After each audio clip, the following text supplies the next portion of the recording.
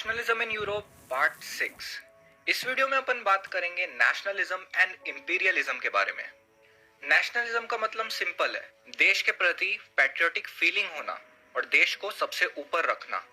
वहीं इंपीरियलिज्म अलग है। इंपीरियलिज्म का मतलब है अपने कंट्री को एक्सपैंड करना, मिलिट्री या फिर किसी अदर सोर्स के मीन्स से। फॉर एन एग्जाम्पल, मैं बोलूँ कि मुझे इंडियन आर्मी से बहुत प्यार है, तो इसका मतलब हुआ नेशनलिज्म। और वहीं मैं बोलूँ कि नेपाल अच्छा नहीं है और उस पर हम कब्जा करेंगे, तो वो हुआ इंपीरियलिज्म। तो बड़ी कंट्रीज इंडिपेंडेंस के बाद में डोमिनेंस स्टैब्लिश करने लगी छोटी कंट्रीज के ऊपर में, तो इसी तरीके से इंपीरियलिज्म में नेशनलिज्म शिफ्ट होता गया।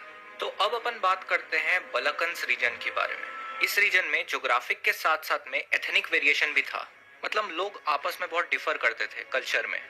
तो आज के समय में जो रोमानिया है, बल्गेरिया है, अल्बेनिया है, ग्रीस है, वो पहले बल्कन्स रीजन में आया करते थे। शुरुआत में जो बल्कन का रीजन है वो ओटोमन एम्पायर के अंडर आया करता था, और शुरुआत में ओटोमन एम्पायर बहुत ही पावरफुल हुआ करता था।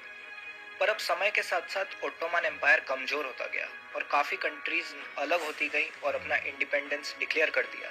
तो अब ये एरिया जो है एक पूरा लड़ाई का एरिया बन के रह गया था, क्योंकि जो डिसइंटीग्रेशन के बाद में कंट्रीज बनी थी वो ज्यादा से ज्यादा एरिया कैप्चर करना चाहती थी, तो इसलिए यहाँ आए दिन लड़ाइयाँ हुआ करती थी। पर प्रॉब्लम तब शुरू हुई जब बड़ी कंट्रीज जैसे जर्मनी और फ्रांस ने इस एरिया पे एंट्री की और अपने पर्सनल बेनिफिट के लिए वॉर करना शुरू कर दिया। तो इसके कारण लड़ाई पूरे यूरोप में फैल गई थी, क्योंकि बड़ी कंट्रीज भी आपस में राइवल्स बन गए थे, और फिर इसी के लिए फर्स्ट वर्ल्ड वॉर हो गया।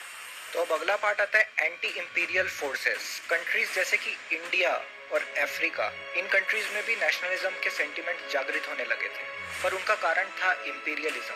जैसे कि इंडिया में ब्रिटिशर्स ने कब्जा किया, तो उसके कारण नेशनलिस्ट फीलिंग डेवलप हुई कि अब हमें आज़ाद होना है।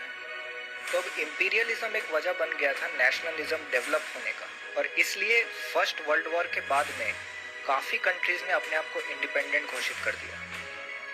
तो दोस्तों, ये था last part nationalism in Europe का। आशा करता हूँ आपको ये पूरी सीरीज बहुत ज़्यादा पसंद आई होगी। तो आप मज़े से पढ़ते रहिए और इस सीरीज का पूरा फ़ायदा उठाइए अपनी प्रिपरेशन में। अगला चैप्टर होने वाला है नेशनलिज्म इन इंडिया, जो कि इस सीरीज से भी काफ़ी ज़्यादा फोड़ू होने वाला है। तो चैनल को अगर आपने सब्सक्राइब नहीं किया है तो अभी के अभी चैनल को सब्सक्राइब कर दें और इस वीडियो को भी लाइक कर दें, ताकि आपको फ्यूचर में आने वाली सारी वीडियोस की नोटिफिकेशंस मिलती रहे।